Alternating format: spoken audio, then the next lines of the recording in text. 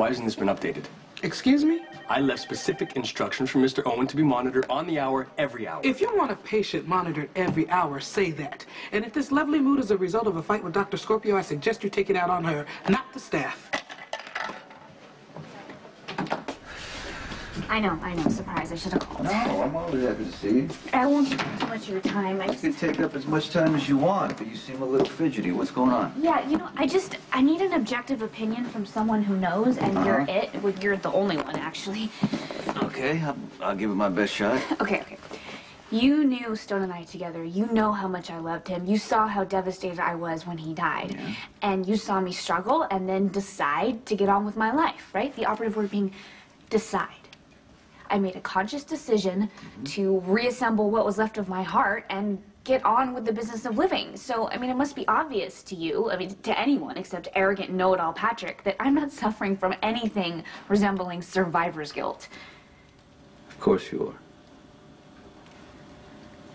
are. I believe you agree with Patrick. You don't think Patrick has insight into what drives you? Yeah, about most things, but not about this. See, doctors have a very unfortunate habit of having to label everything. Thank you. Yes. Like it's a disease, right? So I don't understand why I would have survivor's guilt when I know perfectly well that Stone died because his illness progressed to AIDS before the drug cocktails were available to him. But see, you're talking about what you know in your head. A lot of times it has nothing to do with what's going on in your heart. You had a life, you have a career. Stone didn't. But I don't feel guilty about being a doctor. How about being in love with Patrick? Once again, you seem to have forgotten the pecking order around here. Is that so? Yes, that's so. Well, why don't you remind me? My pleasure. I'm a surgeon. You're a nurse. Which means what? I'm supposed to bow down before your godlike Which means presence? you're supposed to treat me with some modicum of respect. Commenting on my personal life is completely inappropriate. Let me tell you a little something about on-campus relationships. Folks start out floating on air, stealing time in supply closets. Then things go south. And those same people start slamming around, barking orders, and running the staff off their feet. What's your point? If you and Dr. Scorpio don't want comments made about your romance, then don't play it out in the middle of the hospital for everyone to see. That, Surgeon Drake, is inappropriate. In case you've forgotten, Mr. Owens is in 712. Haven't seen Epiphany ticked off like that in a while. What'd you say to her? Don't start with me right now. Well, let me guess. Has something to do with Robin. I know what it feels like to blame yourself for living when someone you love dies. On the one hand, it drives you. You want to be worthy of that person, so you set goals, you strive to achieve them. On the other hand, you feel like you dodged a bullet. You got away with something, you know. You start feeling like you don't deserve your own life. So you start sabotaging the things you work so hard to achieve. I would never do that. I would never waste the life that I've been given. Well, after Stone died, you were carrying a heavy burden. Right? I mean, look, it's not up to you to live your life as a memorial to Stone. I mean, he wouldn't want that, and he wouldn't want you to beat yourself up because you're falling in love again. What makes you think that I love Patrick? Oh, I don't know. Maybe you've mentioned it once or twice, or... Well, maybe I was wrong. Maybe I was just caught up in the moment. And And there's I always didn't really the way you look at Patrick. Right. You brighten up when people mention his name, and you defend him, and you praise him. Sorry I asked. But you did, and I'm not done yet. I know you're in love with Patrick. You know why? Because you're struggling with this. And you're feeling guilty when you never did before. 11 years now. Can you imagine? Stone's been dead 11 years and you're still hanging on to that. You're starting to let go, right? And it terrifies you. You know, I know I'm not your first choice of confidant, but if you got something on your chest, I'm here, and I actually do care about you, Patrick. 3407. Dr. Gail Murphy, call 3407.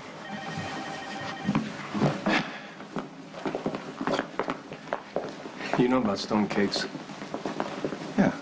Robin's first love, right? He died from AIDS? Yeah.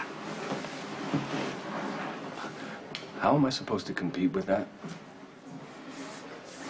I mean, there's a reason why Juliet killed herself. She could live till she was 105. No man will ever compare to the love she had and lost when she was 14. And that's Robin. Stone is permanently enshrined in her memory. Perfect and tragic. The minute that memory is threatened, the minute she feels anything real or lasting with me, she freaks out like she's being unfaithful to the guy. I mean, no disrespect, but he's been dead for 10 years. Maybe you should, see it from her perspective. She fell in love with this guy Stone, right? And what happened? He died. Now she's fallen in love again. Why don't you connect the dots? Nobody knows better than you how I fell apart completely when your mother died. And even now, it still feels like my loss. Though, for the record, I know you lost her too. Well, let's not worry about that right now. Maybe it was because she died on my table under my hands. I'll never know for sure. I just would have spiraled out, I think, anyway. Just she was that central to my life. Anyway, the point is that even now, years later, thinking about feeling that and risking that devastating loss again, it just stops me in my tracks. And Robin is actively in a relationship with you, feeling love again, and she's taking the risks. So it's the potential of loss that's got her all freaked out. Yeah, sometimes fear can be pretty debilitating. And it's often easier just to blow up the thing that's causing the fear. I'll shot of tequila, please, and don't stop there. Okay. Oops.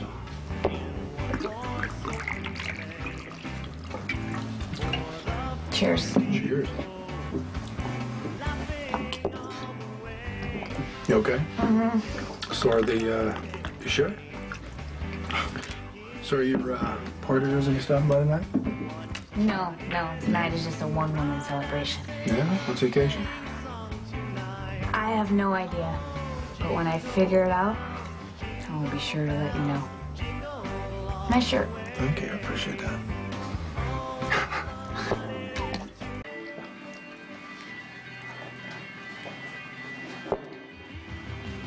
Ugh. You know what my problem is? Limited expectations. I mean, not just the ones people have for me, but the ones that I have for myself. Okay, if you say so. I say so. You know what? Let's just put it right out on the table. Put it on the bar. What's that? I'm boring. Come on, I don't know about that. I am. I'm predictable. I mean, you can always depend on boring, predictable Robin to make the sensible choice, to do the right thing. I mean, I might as well still be in high school because I haven't progressed one iota. Thank you very much. Mm-hmm. Robin Scorpio. You know, I was always the good girl. Robin Scorpio, straight A student. Robin Scorpio, the one who never takes any chances.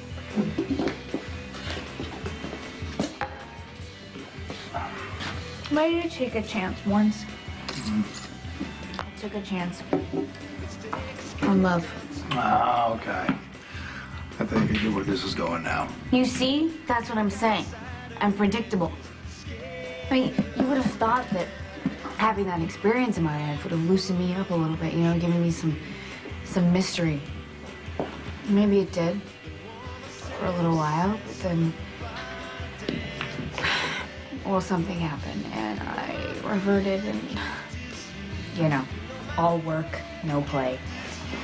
No wonder people think that I'm someone who could suffer from survivor's guilt.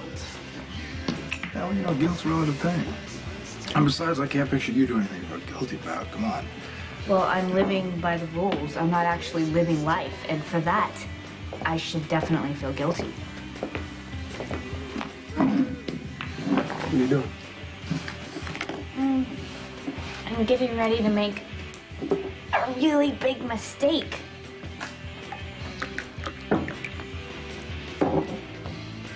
Want to join me?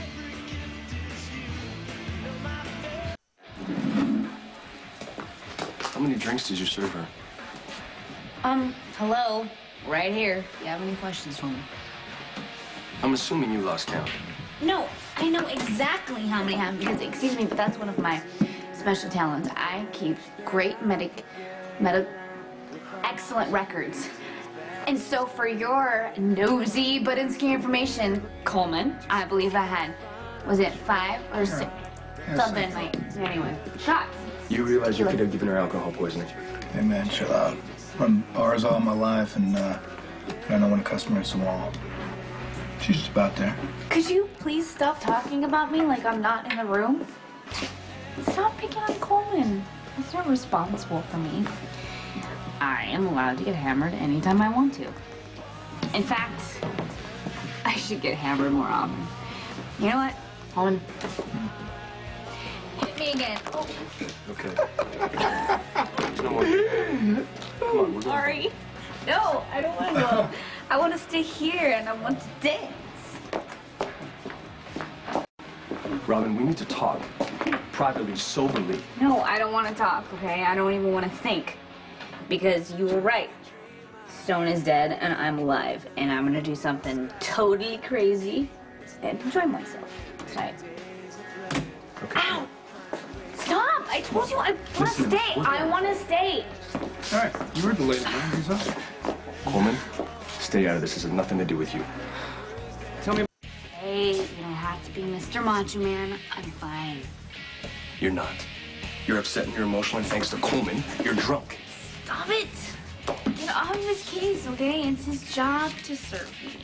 Well, it's my job to take you home. Let's go. And I thought I told you. You don't want to make this a fight, man. No, he doesn't. Patrick is a surgeon. He wants to take care of his hands. You know, that's good policy. Stick to it, dude, because I'm not going to stand still and let any lady... I'm trying to get her home so she doesn't pass out drunk thanks to those shots. And I thought I told you. Patrick!